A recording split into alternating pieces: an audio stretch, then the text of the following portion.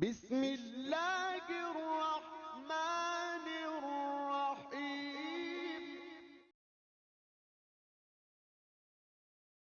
خلیفہ ہارون رشید کے زمانے میں شہر بغداد میں سندھ باد نامی ایک غریب لڑکا رہا کرتا تھا۔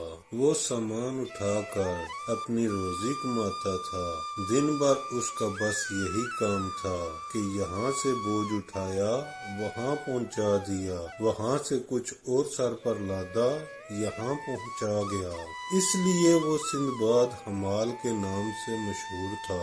عربی میں حمال بوجھ اٹھانے والے کو کہتے ہیں۔ ایک دفعہ کا ذکر ہے کہ وہ بہت بھاری بوجھ اٹھائے چلا جا رہا تھا۔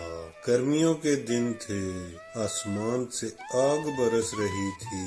چلتے چلتے اس کا گزر ایک سوداگر کی حویلی کے آگے سے ہوا، جو سڑک کے کنارے ایک خوشگوار سایہ دار جگہ پر بنی ہوئی تھی۔ حویلی کے سامنے جھاڑو دی گئی تھی اور چھڑکاؤ کیا گیا تھا۔ سندھ باد جمال نے دیکھا کہ حویلی کے پھاٹک کے ساتھ ایک بڑی سی بینچ بچھی ہوئی ہے۔ وہ وہیں رک گیا، بوجھ سر سے اتار کر نیچے رکھ دیا، پسینہ پونچھا اور بینچ پر بیٹھ کر ستانے لگا۔ پھاٹک سے ٹھنڈی ہوا اور خوشبو کی لپیٹیں آ رہی تھی۔ حویلی میں کہیں گیت گائے جا رہے تھے، کہیں باجا بج رہا تھا اور کبوتروں، بلبلوں، فاختاؤں اور چکوروں کی میٹھی میٹھی بولیاں سنائی دے رہی تھی۔ سارے پرندے چہا کر اپنی اپنی زبان اور اندر جھانکنے لگا۔ کیا دیکھتا ہے، اندر بڑے ٹھاٹ کی بارادری بنی ہوئی ہے، جس کے بیچ میں پھولوں بھرا چمن ہے۔ ارد گرد بہت سے نوکر چاکر کھڑے ہیں، بالکل ایسا معلوم ہوتا ہے جیسے کسی نامی گرامی بادشاہ کا دربار ہے۔ ہر طرف سے عمدہ عمدہ کھانوں اور شربتوں کی خوشبو آ رہی ہے۔ سندھ باد جمال کی حیرت کی انتہا نہ رہی اور اس نے اپنے دل ہی دل میں سوچا، واہ اللہ میاں، تمہارے سب کام نرالے ہیں۔ تم جسے چاہتے ہو امیر بنا دیتے ہو اور جسے چاہتے ہو غریب کر دیتے ہو۔ ایک یہ آدمی ہے جو اس حویلی میں بیٹھا مزے سے پلاؤ زردہ اڑاتا ہے، ایک میں ہوں کہ دن بھر محنت مزدوری کرتا ہوں، تب کہیں کھانے کو روکھی سوکھی نصیب ہوتی ہے۔ یہ کہہ کر اس نے اپنا بوجھ اٹھایا اور وہاں سے چلا ہی تھا کہ ایک خوبصورت ملازم لڑکا جس نے قیمتی لباس پہن رکھا تھا حویلی سے نکل کر اس کی طرف آیا۔ اس نے آتے ہی سندھ باد جمال کا ہاتھ تھام لیا اور بولا، اندر آ جاؤ، میرے آقا تمہیں یاد فرما رہے ہیں۔ سندھ باد نے تمیزداری سے کام لے کر اسے ملنا چاہا، لیکن لڑکے نے ایک نہ سنی۔ آخر سندھ باد جمال اس کی بات ماننے پر مجبور ہو گیا۔ اس نے بوجھ اتار کر دربان کے پاس رکھ دیا اور لڑکے کے پیچھے پیچھے چل پڑا۔ چلتے چلتے وہ ایک بہت شاندار اور وسیع ہال میں پہنچ گئے، جہاں دسترخوان بچھا ہوا تھا اور بڑے بڑے امیر اور سردار بیٹھے دعوت اڑا رہے تھے۔ جگہ جگہ گلدستے سجے تھے اور خوشبوئیں سنگ رہی تھی۔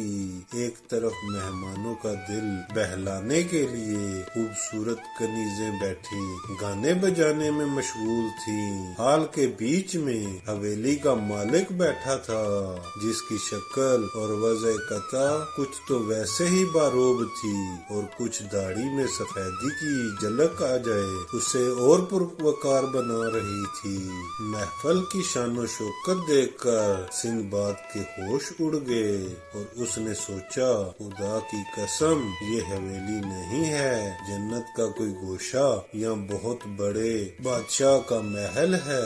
یہ سوچ کر اس نے نہایت ادب سے اہل محفل کو سلام کیا، ان کے حق میں دعائیں کی اور پھر سر جھکا کر چپ چاپ کھڑا ہو گیا۔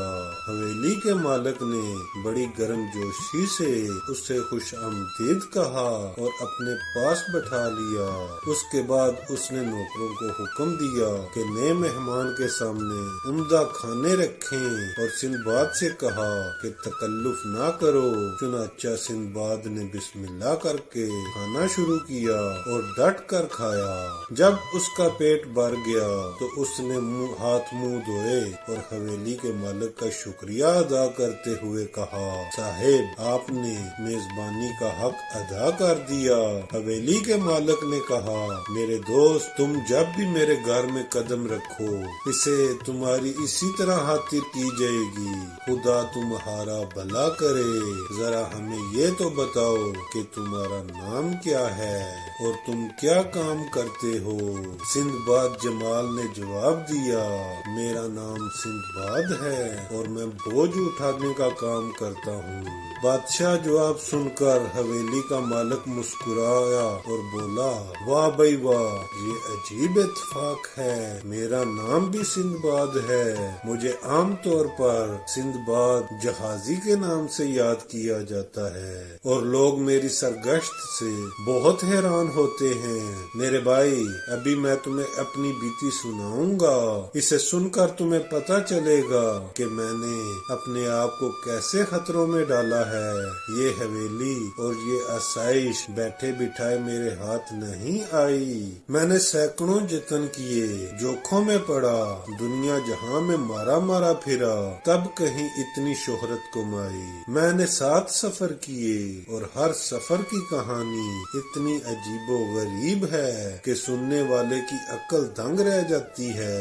میرے ساتھ جو کچھ پیش آیا وہ میرے مقدر میں لکھا تھا اور یہ تمہیں پتہ ہی ہے کہ قسمت کا لکھا پورا ہو کر رہتا ہے۔